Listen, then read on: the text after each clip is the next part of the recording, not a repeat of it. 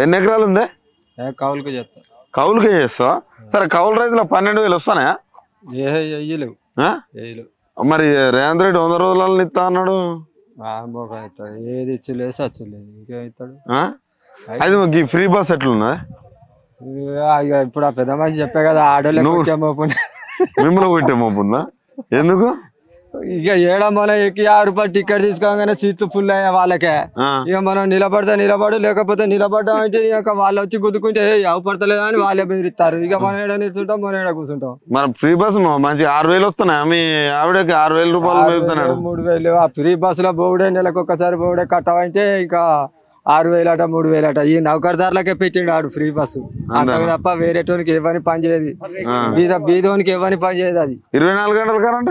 24 గంటలు కరెంట్ అంటే ఇక అది వస్తూనే ఉన్నది పోతూనే ఉన్నది. బాగా నడుతున్నాయి కానీ నడతానా?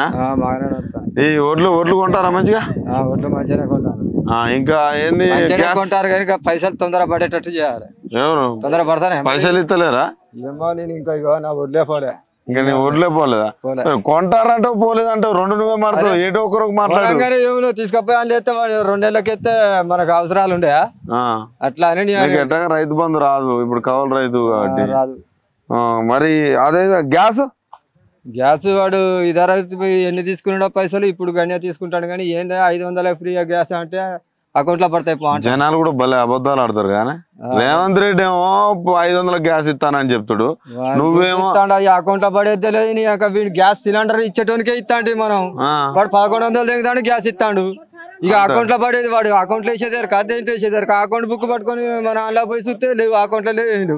నాకు తెలిసి నువ్వు బయటికి పోయి చిన్న క్వార్టర్ వేసినా రావట్లేదు. అలవాట్లేదు నాకు. అది కూడా లేదా? మరి ఇంటికాడ ఏమన్నా బయట ఖర్చులు ఉన్నాయో? ఇంటికాడ అబద్ధం చెప్తాను.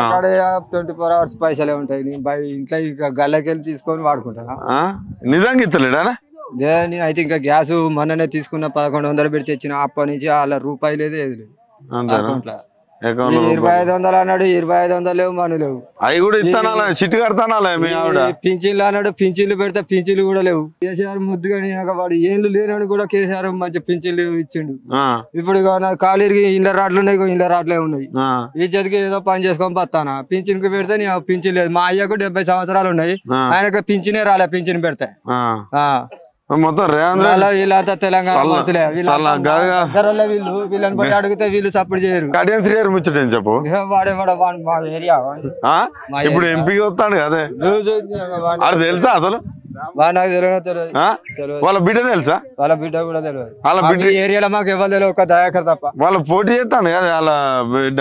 పోటీ చేస్తే మళ్ళీ ఇద్దరికి వాని దేశం వాడు పట్టుకొని పోతాడు. అంతేనా? వీడెవడెత్తాడు అసలు ఈ దేశమే కదా వాంది ఎక్కడ అటు మన క్యాజీపేట సైడ్. అంతేనా? ఇప్పుడు ఓటు వేయవాను? దానికి ఎవడెత్తాడు?